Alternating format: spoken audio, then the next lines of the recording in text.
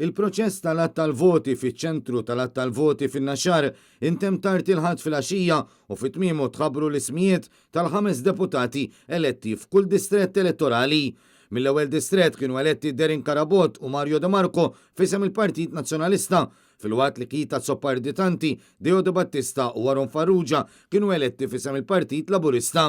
Mit-tieni distrett, Stephen Spiteri kien elett fisem il-Partit Nazzjonalista, fil-waqt li Roberta Bela, Clyde Caruana, Chris Ġus u Ellison Zerafa Civelli kienu eletti fisem il-Partit Laburista. Mit-tielet distrett, Stephen Spiteri kien elett fisem il-Partit Nazzjonalista, fil-waqt li Chris Fern, Owen Bonnici, Carmelo Abela u Andy Ellul kienu eletti fisem il-Partit Laburista. Mir-raba distrett kien elett Mark Anthony Sammut fisem il-Partit Nazzjonalista, fil-waqt li fisem il-Partit Laburista kienu eletti Chris Fern, Byron Camilleri, Jonathan Attard u Chris Bonnet. Mill-5 distrett kien elett il-kap tal-Partit Nazzjonalista Bernard Grek, fil-waqt li Roberta Bela, Miriam Dalli, Owen Bonnici u Stefan Zrinzo Zoppardi kienu eletti fisem il-Partit Laburista. Mis-6 distrett, Jerome Caruana Cilja u Ryan Kallus kienu eletti fisem il-Partit Nazzjonalista, fil-waqt li Silvio Xkembri, Rodrigo Galdes u Ian Borch kienu eletti fisem il-Partit Laburista. Mis-7 distrett kienu eletti Adrian Delija u Ryan Kallus, fil-waqt li Ian Borch, Silvio Xkembri u Giulia Farrugia Portelli kienu eletti fisem il-Partit Laburista. Mit-8 distrett, Justin Xkembri, Beppe Fenekadami u Adrian Delija kienu eletti fisem il-Partit Nazzjonalista, fil-waqt li Clyde Caruana u Edward Zammit Lewis kienu eletti fisem il-Partit Laburista.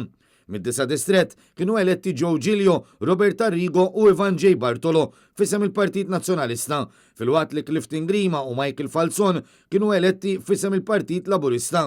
Mill-10 distrett, Joe Giglio, Robert Arrigo u Mark Anthony Sammut kienu eletti fisem il-Partit Nazzjonalista, fil-waqt li fisem il-Partit Laburista kienu eletti Michael Falzon u Clifton Grima.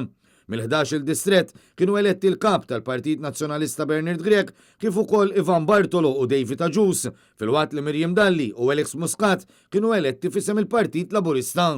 Mit-12 distrett, Ivan Castillo, Robert Kutajjar u Graziella Gallia kienu eletti fisem il-Partit Nazzjonalista, fil-waqt li Clayton Bartolo u Michael Farrugia kienu eletti fisem il-Partit Laburista.